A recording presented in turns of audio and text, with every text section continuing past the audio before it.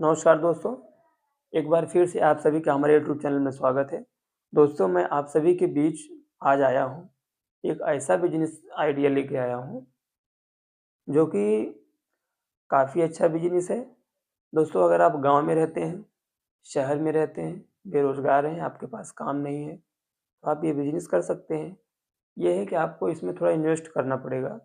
अगर आपके पास पैसे नहीं हैं, तो आप यह बिज़नेस नहीं कर पाएँगे क्योंकि आपको इसमें इन्वेस्ट करना ही पड़ेगा। चाहे थोड़ा ही करना पड़े लेकिन इन्वेस्ट आपको थोड़ा करना पड़ेगा। मैं ऐसा नहीं बोल रहा हूँ कि हाँ, ये आपके जेब में एक भी रुपए नहीं है, आप ये बिज़नेस कर सकते हैं। कोई भी बिज़नेस हो, थोड़ा बहुत इन्वेस्ट तो करना ही पड़ता है। जो मैं ये बता रहा हूँ, अगर आप इसमें करते हैं तो आराम से आप लाख रुपए महीने आराम से कमा सकते हैं। लेकिन आपको मेहनत करना पड़ेगा, थोड़ा टाइम देना पड़ेगा, तभी आप कमा सकते हैं। दोस्तों, पपीते का बिज़नेस गाँव में, शहर में, कहीं भी आप चले जाइए, जिसको भी ज़रूरत होती है पपीते की, जब वो दिखता है सामने तो उसको ज़रूरत पड़ ही जाती है और वो आसानी से ले लेता है। और कोई भी पपीता 1 किलो से 2 किलो से कम नहीं होता है।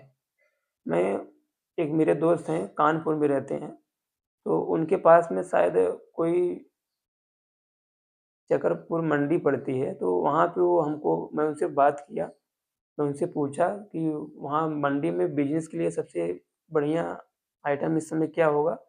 तो उन्होंने बताया कि पपीते का बिज़नेस इस समय बहुत अच्छा चलेगा, क्योंकि जो वहाँ पे मंडी है, वहाँ पे वो पता लगाए थे, बात किए थे, तो वहाँ पे उनको मंडियों में कच्चे पपीते 12 से 10 से 12 रुपए किलो के हिसाब से मिल जाते हैं। अगर आप पपीता कभी खरीदे होंगे, मार्केट में गए होंगे, खरीदे होंगे, तो आपको 30 रुपए, 35 रुपए से नीचे नहीं मिला होगा। इसी के आस-पास लोग बेचते हैं 30 रुपए किलो, 35 रुपए किलो। और जो पपीता होता है 1 किलो का होता ही नहीं है, वो कम से कम 2 किलो के होते ही हैं लगभग। तो अगर आप इन्वेस्ट कर रहे हैं तो 1200 1 कुंटल लिए तो 1200 रुपए हुआ, अगर 12 रुपए के हिसाब से आपको मिला। आपको मान लो 1 कुंटल आप मँगा लिए, 1 कुंटल आपने इन्वेस्ट किया पैसा, 1 कुंटल आपको मंडियों में जाना पड़ेगा, जहाँ बड़ी मंडियाँ हैं वहाँ वहीं पे मिलेगा आपको सस्ता। छोटी-छोटी मंडियों में जाएँगे तो वहाँ पे आपको नहीं मिल पाएगा। जहाँ पे बड़े-बड़े ट्रक आते हैं, जहाँ पे आपके शहर में, अपने आपके डिस्ट्रिक्ट में जहाँ पे बड़ी मंडियाँ हैं, बड़ी मंडियों में आप जाएँगे जहाँ पे बड़े-बड़े ट्रक आते हैं, तो जो पपीते की ट्रक है उनसे बात करिए कि हाँ, हमको थोक थोक विक्रेता हैं हम, हमको चाहिए, या फिर हम छोटे विक्रेता हैं, हमको चाहिए और किस हिसाब से देंगे, क्या रेट से देंगे आप? तो उनसे बात करिए और उनसे लीजिए और उनका नंबर ज़रूर आप ले लीजिएगा। और अगर कई गाड़ियाँ लग रही हैं तो सबसे बात करिए, सबसे विमर्श करिए, सबसे समझ लीजिए, जिसका आपको सस्ता लगे उनसे बात करिए। उनका आप लीजिए और ले आने के बाद अब बहुत से ई-रिक्शा चल गए हैं, किसी से भी लदवा के आप एक बार ले आइए अपने घर और उसको पकाने के बाद ले जाइए मार्केट में। 10-12 रुपए किलो दोस्तों खरीदना है। 30 से 35 रुपए अगर आप बेच रहे हैं, एक पपीता अगर आप बेच दिए तो वो लगभग-लगभग 2 किलो का तो होगा ही। अगर 50 पीस है, तो भी आप आराम से 3000 रुपए बचा सकते हैं। 3000 रुपए नहीं बचेगा, थोड़ा कम बचेगा, तो भी आपको मुनाफ़ा तो हो रहा है ना, फ़ायदा तो हो रहा है ना। बस आप यहीं तक सीमित मत रहिए। आप ये बिज़नेस शुरू किए, आपका बिज़नेस चलने लगा, धीरे-धीरे, धीरे-धीरे आप थोक विक्रेता बनिए इसका। ट्रकें आ रही हैं, उनसे बात करिए, हाँ सर, ट्रक का पूरा माल हमको चाहिए, कितना पैसा लगेगा? पूरा ट्रक मँगवा लीजिए अपने यहाँ से। जैसे आप एक छोटे छोटे विक्रेता हैं, वैसे ही अपने शहर में बहुत से छोटे विक्रेता विक्रेता मिल जाएँगे। तो आप अपने यहाँ से भी सप्लाई कर सकते हैं उनको, अपने यहाँ से भी बेच सकते हैं। कि हाँ, उनसे उनके पास जाइए, अपना एक कार्ड बनवा लीजिए, उनसे संपर्क करिए। ज़रूरी नहीं है कि जो पपीता बेचते हैं उनसे ही संपर्क करना है। फल बेचने वाले जो हैं, उनसे बात करिए। इससे बात करने से पहले आपको एक अपना यूनिक कार्ड बनवा लेना पड़ेगा। आप अगर छोटा कार्ड बनवा लिए उसमें ज़्यादा इन्वेस्ट नहीं करना पड़ेगा। कार्ड बनवाने में ज़्यादा पैसा लगेगा नहीं। कार्ड बनवा लीजिए, जिसके पास जाइए, हाँ सर, मैं पपीते का थोक विक्रेता हूँ, मैं पपीता गाड़ियों से मँगाता हूँ। अगर आपको पपीता बेचना है तो आप ये मेरा लीजिए और जब भी आपको ज़रूरत पड़े तो हमको कॉल कीजिए।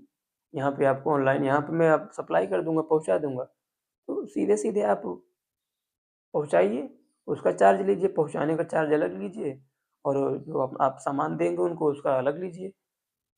समझ लो कोई नहीं चाहता कि मैं यहाँ दुकान खोल के बैठा हूँ, फल का दुकान खोल के बैठा हूँ, तो मैं अगर सोच रहा हूँ कि ₹2 ₹4 ज़्यादा लग रहे हैं और सामान यहीं पे आ जा रहा है तो अच्छा है। मुझे जाना नहीं पड़ रहा है तो बहुत अच्छा है। अब इसको जब आप शुरू कर रहे हैं, करते-करते जब आपके पास पैसे का थोड़ा अब देखो अगर आप ट्रक मँगा रहे हैं तो आपके पास ज़ाहिर-सी बात है कि आप इसमें सफल हो गए हैं तभी आपके ट्रकों से माल आ रहा है। ठीक है, आ गया।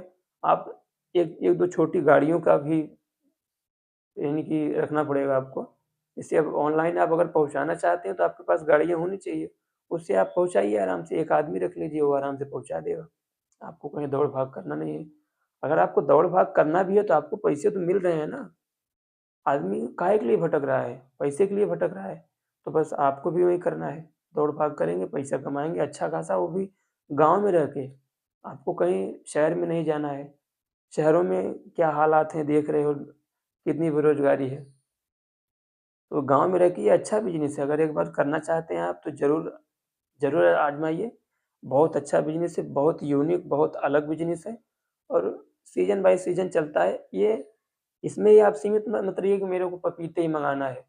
उसके साथ-साथ आप फलों की और वैराइटियों का जैसे सेब सेब का दाम पूछ लीजिए क्या है, केले का पूछ लीजिए, जो भी है आपको सस्ता लगे तो भी मँगाइए। एक अच्छे फल के विक्रेता बनिए आप। ज़रूरी नहीं है केवल पपीते ही बेचना है, फल के विक्रेता अच्छे विक्रेता बनिए और आपके यहाँ से अगर होलसेलर हैं आप तो आपके यहाँ से लोग आसानी से आएँगे और ले जाएँगे। और 2 जन 4 जन आ रहे हैं, धीरे-धीरे सबको मालूम पड़ जाएगा। दूर-दूर से भी लोग आने लगेंगे और आसानी से ले जाएँगे। अभी मार्केट में आप देखिए कहीं भी कोई भी होलसेलर है, शुरू करता है आप ज़ीरो से ही शुरू करता है। चाहे कोई भी कार्य हुआ, कोई भी बिज़नेस करना चाहते हैं आप तो ज़ीरो से ही शुरू करना पड़ता है। सीधे-सीधे आप धीरूभाई अंबानी को ही ले लो आप। क्या वो सोचे थे कि मैं मेरे पास इतना पैसा हो जाएगा, एकदम तब मैं इतना बड़ा यानी कि बिज़नेस डेवलप करूँगा। उनके पास भी थोड़ा ही पैसा आया होगा, धीरे-धीरे, धीरे-धीरे इतना बड़ा बिज़नेस बिल्ड किया है। ऐसे ही होता है ना, शुरू-शुरू में आपको परेशानी होगी, दिक्कत होगी, लेकिन आप एक बार मेहनत किए धीरे-धीरे, धीरे-धीरे एक अच्छे सफल बिज़नेसमैन आप बन सकते हैं। दोस्तों, हमारा वीडियो आपको कैसा लगा? अगर हमारे वीडियो में कोई कमी या फिर बताने में कोई गलती हुई हो, तो हमें कमेंट के माध्यम से ज़रूर बताइएगा और हमारी वीडियो को लाइक करके दोस्तों ज़रूर जाइएगा। आप सभी से मेरा निवेदन है। नमस्कार।